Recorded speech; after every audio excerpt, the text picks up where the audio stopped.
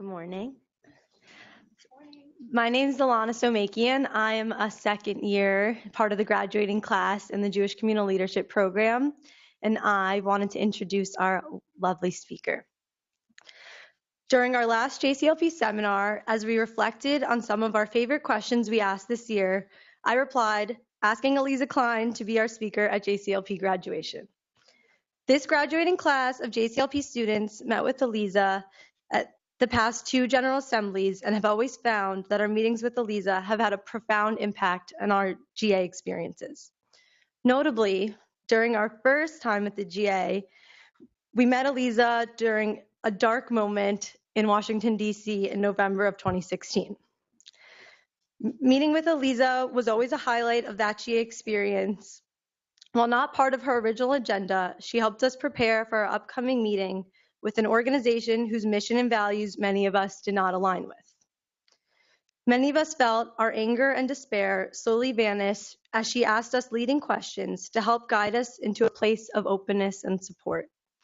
Aliza modeled how challenging conversations can only be productive when approached with curiosity. I think without Aliza there to urge us to let go of judgments and assumptions and instead continue to ask why, in order to find more genuine answers and meaning, we would have missed a valuable opportunity to model the empathy and active listening that is required of us as social workers and as people. Aliza Kline serves as the founding executive director of One Table, also known as onetable.org, an online and in-person hub for millennials to end their week with intention and create unique Shabbat dinners. Aliza also co-founded Mayim Chaim Community Mikvah and Education Center in Boston, an international model for reimagining Jewish ritual open to the full diversity of the Jewish community. I speak on behalf of all of the graduates of the Jewish Communal Leadership Program when I say we are honored to have Aliza here as our graduation keynote speaker.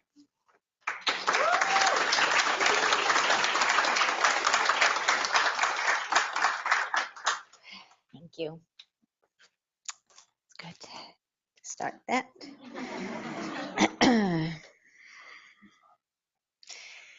It's lovely to see you all. I'm going to speak over here.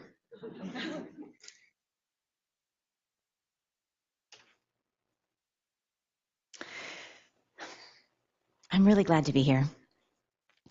I really believe with every fiber of my being that the skills that you have cultivated at the Jewish Communal Leadership Program will serve you throughout your life and your career, but more than that, will help the rest of us forge the Jewish community where the top priority is given to how people feel, not just what they know or how much they contribute. I want to talk with you today about chesed, about kindness, lovingness, as a guiding value and its importance in how you speak to yourself internally so that externally you can be the leader that you want to be.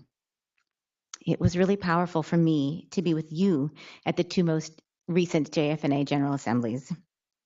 I observed how carefully you chose your words, how you practiced curiosity, how you showed concern for others. The key to sustaining this caring for others is to be loving toward yourself. It sounds so simple, so obvious even, but it often feels way beyond our reach. When we're most in touch with our own reactions to people, news, stories, places we encounter, we can, with kindness, acknowledge our own response, explore it a bit, then breathe before talking. Often our thoughts seem to, well, have a mind of their own, and most often they're critical. We jump to the worst conclusions before granting ourselves the time to consider something else. In my career, there have been countless moments when I've said to myself, often with a sense of bewilderment, why on earth is insert name acting this way? Rarely does it dawn on me in the moment that there's likely something else going on. Perhaps this colleague or volunteer's anger and impatience or belligerence is not in response to something that I just did, but maybe something else in their life is off, and I'm just the first person that they're encountering. Or maybe I did say something that triggered an angry response. but we can't really decide for others how they should feel or behave, but we can practice curiosity and empathy and learn more. In all honesty, this is my life's work. I will always be working on it, and I'm a little envious of the head start that you all have after devoting so much time and energy into the science and art of social work. Empathy, the most important skill a leader can have. It's a skill that can be honed or ignored, but a wise person knows it's worth cultivating, and you have proven yourselves to be wise people. I first met you at the GA in 2016, days after the presidential election. We can all feel that. To be sure, our whole country was in shock, regardless, honestly, of political affiliation. But what you shared in that late night conversation is that the leaders that you had encountered, they seemed incapable of engaging with you. My guess is that they felt like they needed to have answers, and their lack of clarity led to a fear of inadequacy. So that was instead addressed with stilted and formal lines like, well, we're not a political organization.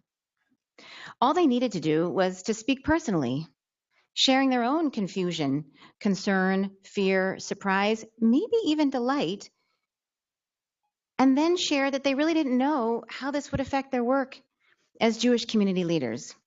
Sharing their feelings would have granted you the ability to empathize with them, to hear their struggle, to listen.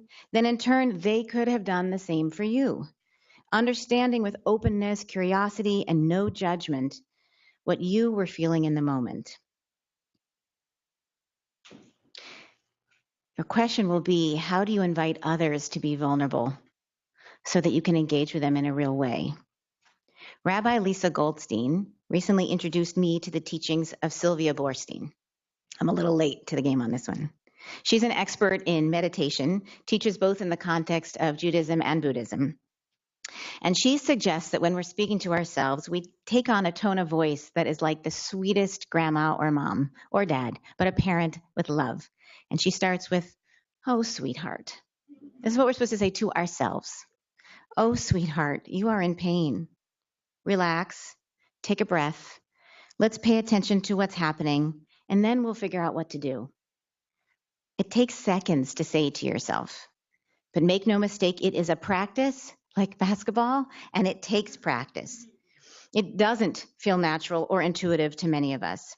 The premise is first, when you recognize that something is off, you're supposed to be kind to yourself. Then you can more easily be empathetic and kind to others. It's that pause, that breath, that paying attention to what is happening that allows you to engage more authentically with others. As social workers, I know much of this is familiar to you. You inherently speak this language, and you understand this wisdom. Brene Brown, who I consider one of my rabbis, is a research professor at the University of Houston Graduate College of Social Work. She teaches about vulnerability, courage, authenticity, and shame. Thanks to her wildly popular TED Talks and subsequent writings, these ideas that were previously avoided in the public sphere are now kind of front and center.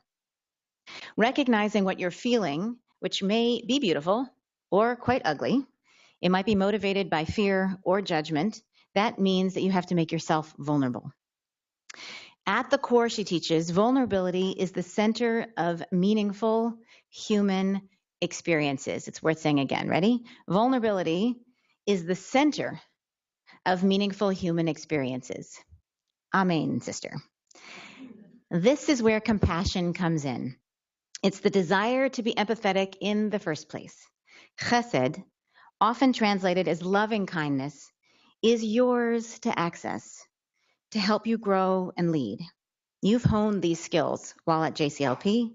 You know how to listen, how to honor the experience of others, how to ask questions, reserve judgment, and provide the space for others to feel safe. Thank God. When you are in a position of power and authority, you will be the one to be vulnerable, to speak personally, and most importantly, to quietly and respectfully listen to those around you. This is the kind of leadership our world needs so desperately, and it's deeply Jewish. Our biblical models are all emotionally complex. They allow us to see ourselves in them. We see them struggle with fear, with jealousy, with rage, loneliness, and despair. Elie Wiesel, quoting one of his teachers, said that the loneliest character in the Bible was not Abraham or Sarah or Moshe or even Job. It's God. And Wiesel added that the only thing that helps ease God's loneliness is us, human beings. When we open our hearts in vulnerability, not only in a spiritual sense, but even to each other, God feels less alone. There's less loneliness in the world. If we are created b'tselem Elohim, in the image of God, then we too can relate to this loneliness and to our power to engage authentically with others to ease their pain. Easing pain can be one of our tenets to creating a loving, safe, and vibrant Jewish community. But before we can ease it, we have to see it. And once we do see it, we have to avoid negating it. Let's see if this sounds familiar to you. Why don't millennials engage in traditional Jewish organizations? It's a question asked by our colleagues who lead or volunteer at those organizations. The question is asked from the perspective of the organization, not from the perspective of the person.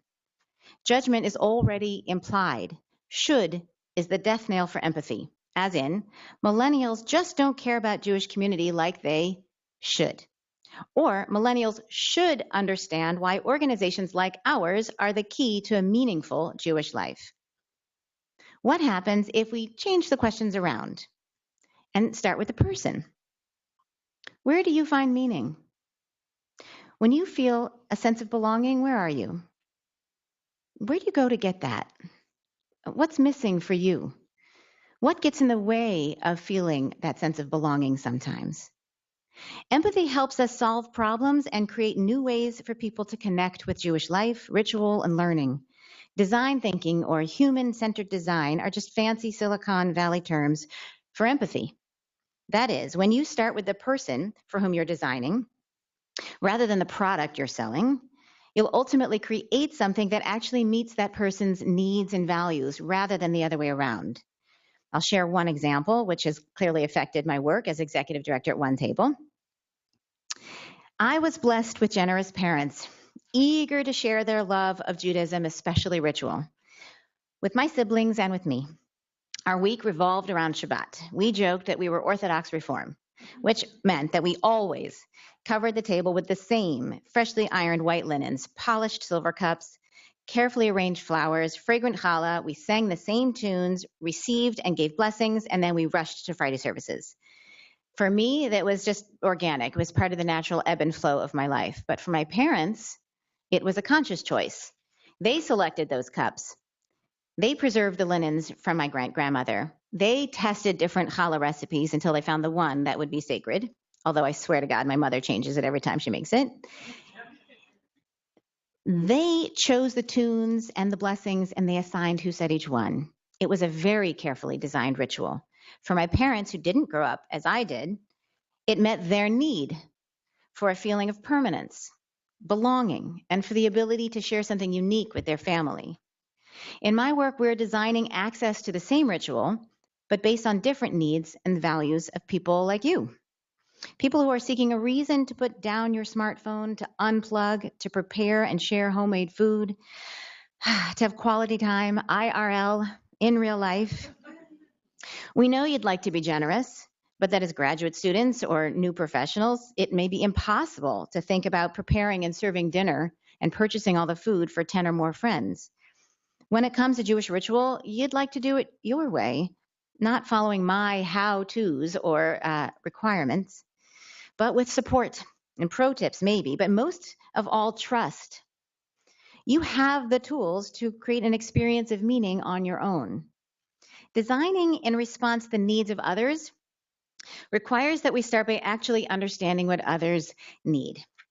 Back to Brené Brown for a sec, because she reminds us that vulnerability is the birthplace of innovation, creativity, and change. This means that on your first day in your new position, and really at the start of every day, you have to admit to yourself with chesed, with loving kindness, that you do not have all the answers, that you bring all of your perspective and tools as masters of social work to every moment of your work.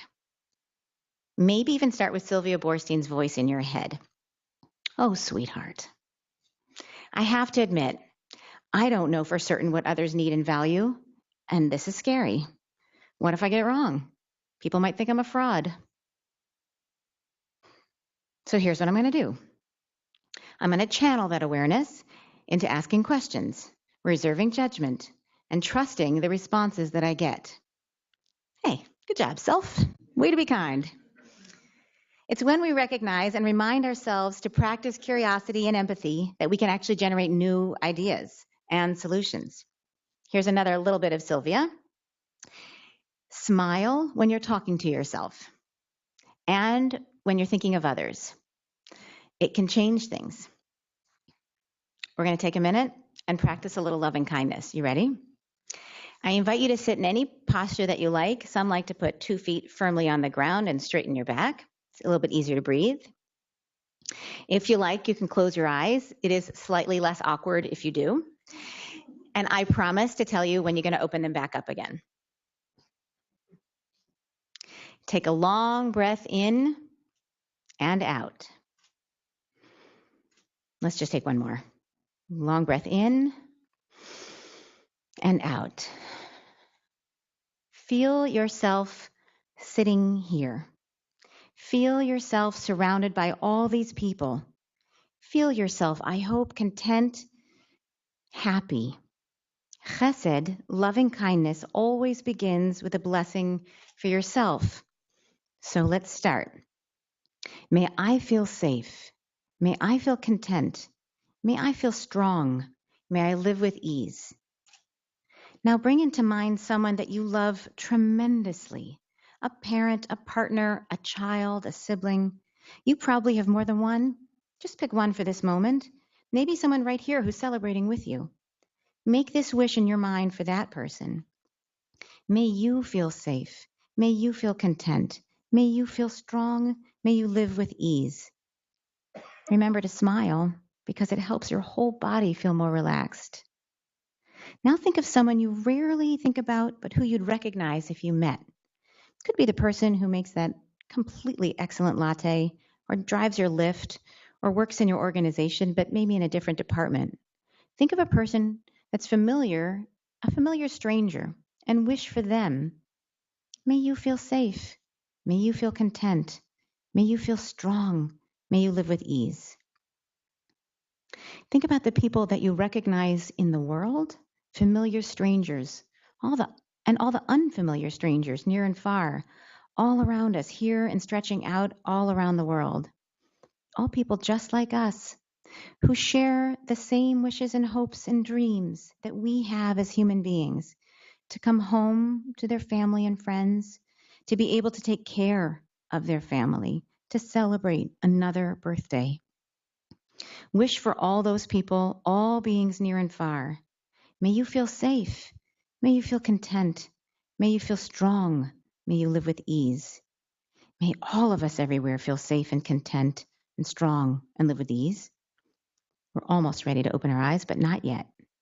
Now think of the person to your right and to your left, in back of you, in front of you, and send them this thought. May you feel safe. May you feel content. May you feel strong. May you live with ease. As you open your eyes now, look around. Perhaps you'll look to the right and to the left and behind and in front and see all those people who've been blessing you. It's really lovely to be in a room full of blessing people. You just imagine a world in which people wish themselves something like this. It'd be a nicer place. I'm going to end with a blessing just for you, class of 2018, the year of Chai and opportunity. Ready? You just stand up. It's easier to receive a blessing that way.